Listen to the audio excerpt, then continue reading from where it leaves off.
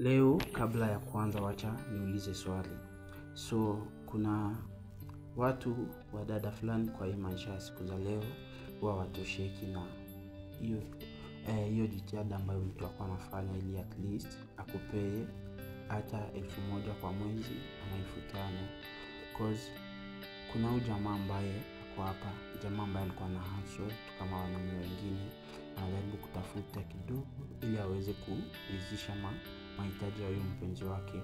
But bidada alishindwa kuvumilia na akaamua kwenda kumtafuta mbaba ambaye kwa hiyo ndoa ambaye alikuwa nayo mbaba kuweza kupata furaha. Na hatimaye akaanza kutafuta nafasi tena ya kurudi kwa hiyo mpenzi wake wa kitambo baada ya kuona huyo jamaa wetu ameshajitafuta na sasa maisha yake iko at least better. So ukiwa wewe ndio huyo jamaa, je, unaweza kubali kumpokea huyo bidada? Haya, sawa basi, bila kuchelewa wacha tuende kuanza movie yetu. Na kama ndio mara yako ya kwanza kupatana na channel yetu, usisahau kushare, kusubscribe na comment. Tutakometisha sana ili uweze kutupea nguvu kuwaletea movie. Haya, wacha leo tuende na ile swali letu.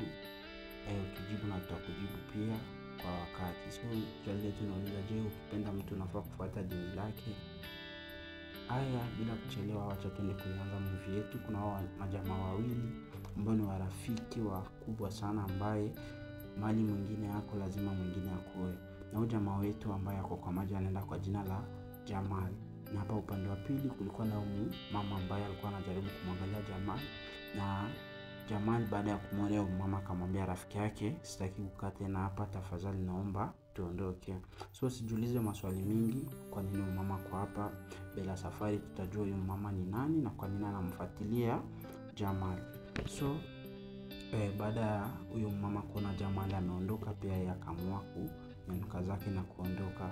So kwa upande wa pili kuna hii kapo fulani, kuna jamaa ambaye anaenda kwa jina la Oscar. Oscar ni jamaa ambaye ako na pesa na anamiliki makampuni fulani katika huyo mji wa Nigeria. So alikuwa amemletea mpenzi wake zawadi, na huyo dada alikuwa anamwambia ahitaji hiyo zawadi, but jamaa akamlazimisha na kumwambia anataka achukue hiyo zawadi, but dada akazidi kukataa. But jamaa akamwambia hii madharau ambayo uko nayo sitaki kuiona, nataka uache ya madharau kwa sababu nimetumia pesa nyingi sana kununua hii zawadi. So jamaa akamlazimisha, ingawaje huyu dada alikuwa hataki, but jamaa akaendelea kumlazimisha hadi dada wetu akaamua kuchukua hiyo zawadi. So akaika tu shingo akavalishwa.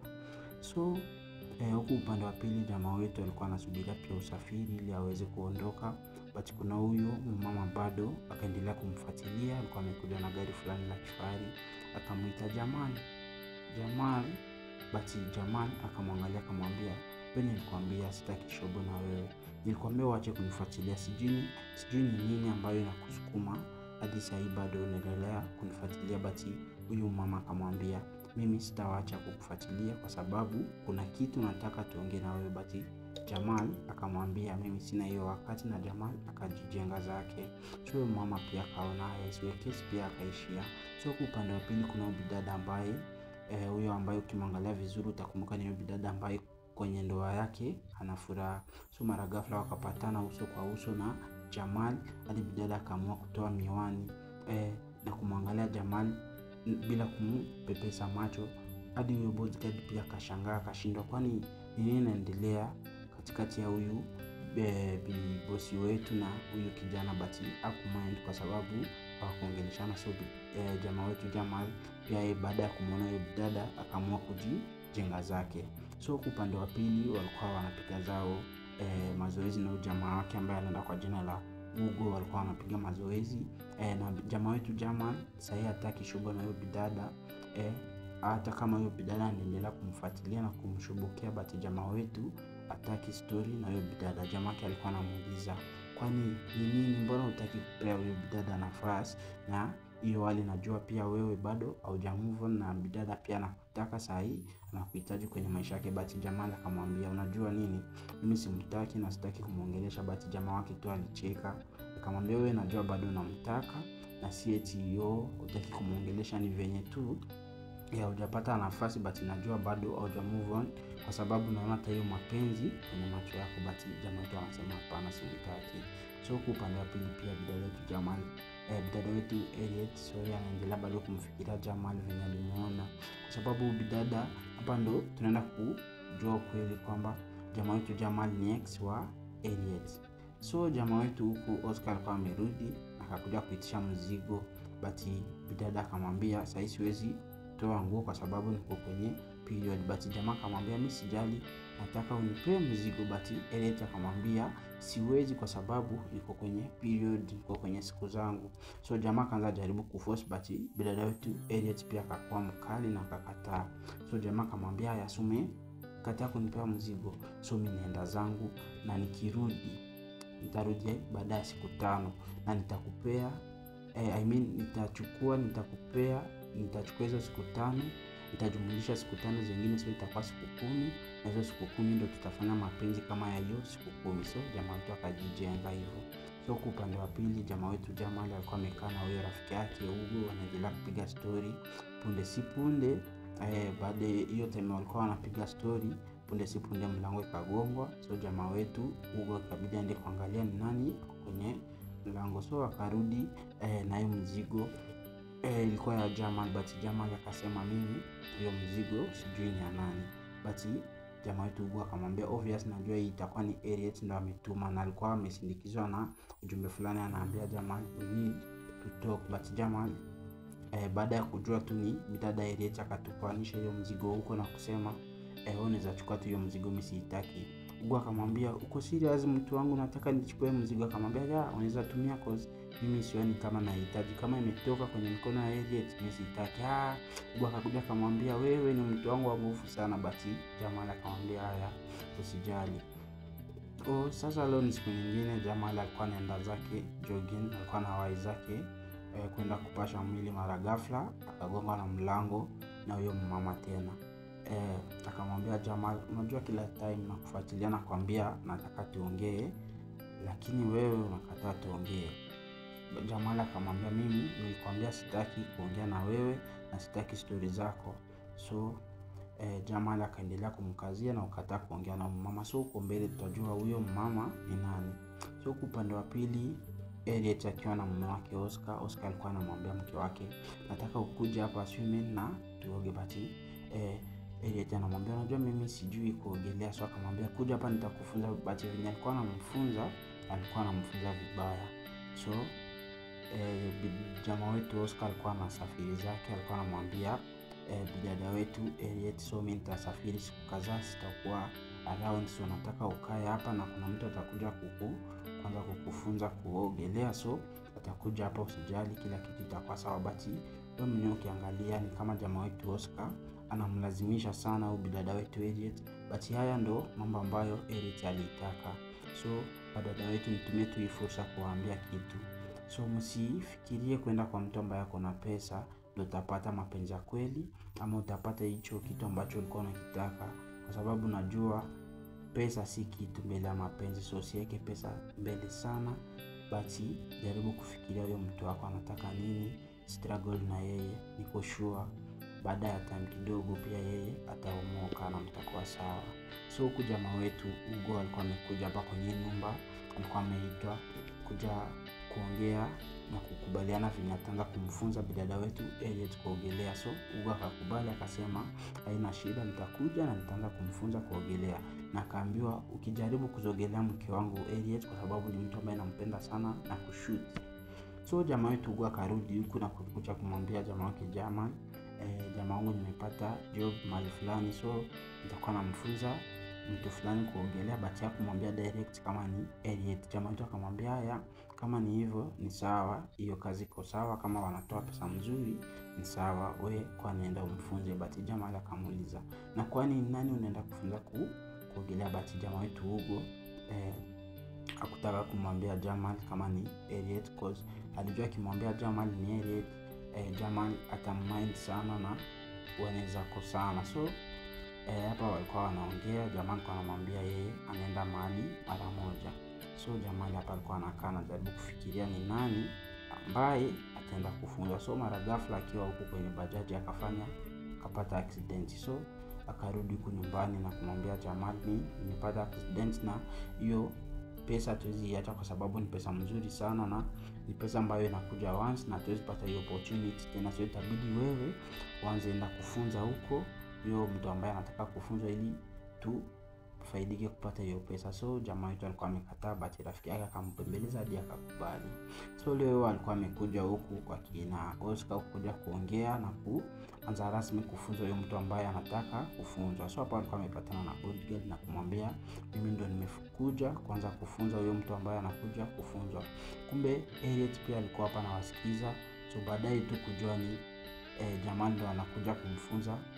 Jamal alikuwa amekasirika sana hadi akasema anataka kuenda, but Elliot akajaribu kuongea naye kwa alijua ndio fursa kwa tena karibu na Jamal. So akatumia hii fursa vizuri hadi akamwambia bodyguard, nataka utuache kidogo, tunataka kuongea na Jamal. So hapa bodyguard alikuwa amekuja kupigia Oscar simu na kumwambia huyo jamaa ambaye alikuwa kuja kufunza amepata accident, so ametuma jamaa yake. So Elliot pia akatumia hiyo nafasi vizuri ya kukua karibu na Oscar. So baadaye Jamal akarudi kwa akakuja kumuuliza jamaa yake, mbona kuniambia kama mtu ambaye nafaa kumfunza ni Elliot? Ningekuwa najua ni Elliot singekubali kwenda huko. But Hugo akamwambia Jamal, unajua tunataka hiyo pesa sana, so tafadhali nakuomba jamaa wangu uenda huko ufunze Elliot kuogelea, ni siku tu kadhaa atakuwa amejua kuogelea na tutafanikiwa kupata hiyo pesa na itatusaidia. So Jamal akaona ni sawa. Basi kesho yake Jamal akaamua kurudi huko na kuanza kumfunza Elliot rasmi kuogelea. So hapa walikuwa wanaogelea zao. Elliot alikuwa ameshawahi, so alikuwa anamsubiria Jamal. Pia alikuwa na hiyo mashauku ya kumuona Jamal. So mara ghafla Jamal akakuja na wakaanza kuogelea na kumwambia Elliot, unajua mimi nakuja kukufunza kuogelea, so sitaki shobo na wewe na sitaki kuwa karibu na wewe na sitaki kitu katikati yangu mimi na wewe. But mapenzi ni mapenzi bana, kama ni mtu ambaye mlikuwa mmezoeana lazima tu hiyo kukua karibu itaanza kuwapea hata hiyo nafasi na kuwakumbusha hizo kumbukumbu zenu za kitambo, na mtaanza kujipata mmeingia tena kwenye mahusiano.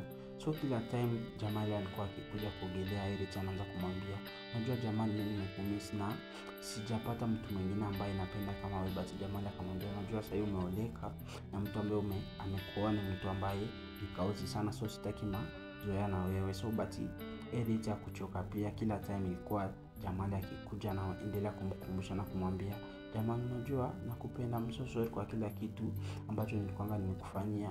Najua kiukweli nimekukosea na nimekuumiza sana, but naomba unisamehe. But Jamal alikuwa bado anamkazia na kumwambia yeye ataki story zake. But Elliot alikuja akamuuliza mfanyakazi, akamwambia, ni mbinu gani naweza tumia ili niweze kuenda mahali kuna mtu nataka niende kuangalia, kwa sababu huyo jamaa ambaye ananifunza alikuwa mpenzi wangu wa kitambo. So hapa alikuwa anajaribu kumhadithia huyo mfanyakazi na kumwambia huyo Jamal ni mtu ambaye tulikuwa tunapendana naye sana, so ni mtu ambaye nampenda. So mfanyakazi pia akamwambia, mimi naweza kusaidia kukua na kupea nafasi ya kwenda kumwangalia, but tafadhali na kuomba mimi nikikupea hiyo opportunity ya kwenda huko usiende uharibu mambo, cause najua ukienda huko unaweza jikuta umeanza kusahau na mimi naingiza kazi yangu matatizoni. But Jamal pia alikuwa anakuja kufanya kazi yake kama kawaida kila siku, na akikuja hapa anaambiwa leo hutakuwa na hiyo nafasi, so itabidi kurudi siku nyingine.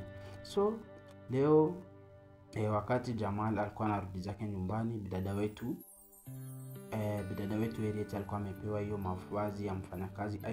Alituma huyo mfanyakazi akuja kumfuatilia Jamal na ajue Jamal anaishingi wapi. So na wakati usiku inafika, bidada wetu Elliot alikuwa anajifanya mfanyakazi ili apate nafasi ya kuenda kupatana na Jamal. So mara ghafla leo alikuwa ashikwe na wao mabodyguard wa Oscar, but akafanikiwa kuenda na akapatana na Jamal. So huku Jamal anashindwa, umewezaje kukuja huko? Anamwambia, unajua mimi huwa nakuomba nafasi ya kuongea na wewe, but wewe unakataa. Nikijaribu kuelezea feelings ambazo niko nazo kwako na venye nimekumiss, but hutaki kunipea nafasi. But Jamal akamwambia, unajua sasa umeolewa na mtu ambaye amekuoa ni mtu ambaye ni kauzi sana, na sitaki kuweka maisha yangu hatarini, so nahitaji urudi zako nyumbani kwa sitaki kuona hapa kwangu tena, but Elliot pia kuelewa, aliendelea kusisitiza Jamal na kumwambia mimi nakutaka wewe na siwezi taka kurudi huko kwa Oscar, so mimi nitaenda kukaa kwa Oscar kwa kipindi fulani, but Jamal ujui mimi nakutaka wewe na nimekumisi na nimejutia hizo vitu zote ambazo nimefanya, so nataka tuligane please Jamal. But Jamal alikuwa na wakati mgumu sana ya kufikiria, na kesho bado akarudi kumfunza, so bado Elliot akaendelea kumsisitiza na kumwambia Jamal nataka. So na hapa at least unajua mkate si mgumu kwa chai. Dada wetu Elliot alifanikiwa kumuingiza Jamal box, na kila time wakakaa wanaongea na simu. So at least dada wetu Elliot amekuwa mtu mwenye furaha tena baada ya kupatana na ex wake ambaye alikuwa amemtelekeza kwa kipindi fulani kwa sababu ya hustle. Because jamaa wetu Jamal ni jamaa ambaye alikuwa bado anajitafuta, alikuwa yapata kitu. So hapa walikuwa wanacheka, wanapiga story, Jamal pia anafurahi, na kila time dada wetu Elliot alikuwa anatoroka na kukuja kupata time ya kufurahi na jamaa wetu Jamal. So venye siku ziliendelea kusonga mbele, waliendelea kuwa karibu, walikuwa wanapata wakati ya kupatana kwa dada wetu Elliot alikuwa anasaidiwa na huyo mfanyakazi. So hapa walikuwa wanapiga story, na dada wetu Elliot alikuwa anamwambia unajua mimi nataka nitoroke nikuje naanza kuishi na wewe rais. Na huko upande wa pili jamaa wetu Oscar alikuwa amerudi, akasema leo nataka kukunyandua, nataka unipe utamu. Basi baada ya kuruka akajipata amerukia mto, hapo kuna mtu ndo akachanuka. Akamwita bodyguard wake na kumuuliza kwani Elliot ameenda wapi. So hapo huyo mfanyakazi akampigia Elliot na kumwambia unajua huku Oscar amerudi na ameshapata huko, so ameshajua kwamba unatorokanga usiku unaenda mahali, so ufanye uwezalo uweze kurudi mapema sana huku. Dada wetu Elliot alikuwa ameshapagawa pia, anashindwa atafanya je. Jamaa wetu Jamal anajaribu kumuambia ale down. So hapo alikuwa anajaribu kutoroka, mara ghafla wakashikwa. So jamaa wetu Jamal akajaribu kukabiliana na hao majamaa, but ya kufanikiwa. Dada wetu Elliot akashikwa. So baadaye jamaa wetu Jamal pia akadunga kisu. So hapa ndio tunajua kumbe huyu mamake na Jamal, ndio mamake na Jamal, but Jamal aliamua kukata naye mahusiano juu mamake pia alikuwa na deal na au Oscar, kwa sababu tunajua Oscar ni mtu ambaye anauza dawa za kulevya. So hapa mamake na Jamal alipewa habari kwamba bodyguard wa Oscar wamemdunga kijana wake kisu. So hapa bodyguard wake alikuwa anapigiwa simu na kwenda kusikiza hiyo simu, akaambiwa kwamba huyo kijana ambaye walimdunga kisu ni kijana wa mkubwa wao ambaye ni mamake na ya Jamal. So hapa alikuwa anakuja kuambia Oscar kwamba huyo kijana ambaye alimdunga kisu ni kijana wake na mdozi. So hapo Oscar pia akamwambia kwa nini hamkufuatilia mjue kwamba huyo ni kijana wake na mdozi, so mnajua mmeniingiza kwenye matatizo. Basi huyo jamaa akamwambia pia hata mimi sikukuwa najua. So hapa huyo mama alikuja kumwangalia Jamal na kumwambia unajua kijana wangu Jamal, sisi nilikuwa nafanya hizo vitu kupenda, mimi ni polisi ambaye ni undercover, nilikuwa nimetumwa rasmi kwenda kumchunguza Oscar na kujua shida ni gani. So ndio tunajua Jamal pia alikuwa atakangi mazoea na mamake, kwa sababu alikuwa nafikiria mamake pia ni gaidi na huwa na deal na hizo madawa za kulevya. But mamake akamwambia mimi ni polisi, mimi ni undercover na nilitumwa rasmi kwenda kuchunguza.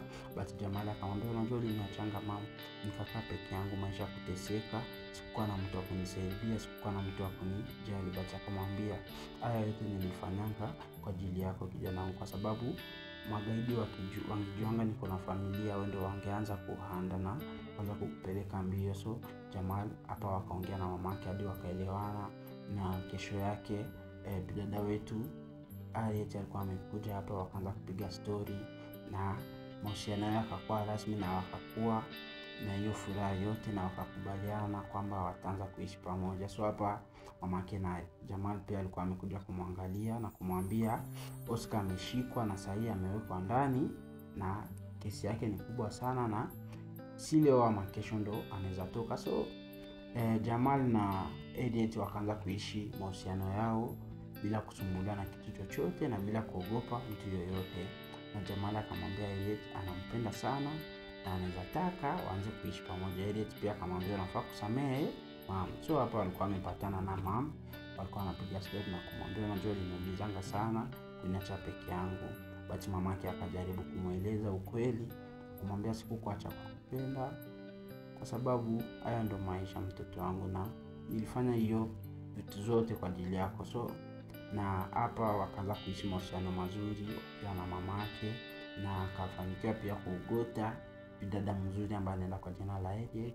So ndo na hapa ndio itakuwa mwisho wa filamu yetu. Kama ndo mara yako ya kwanza kupatana na channel, usahau kushare, kusubscribe na kucomment. So tupatane next. Ciao.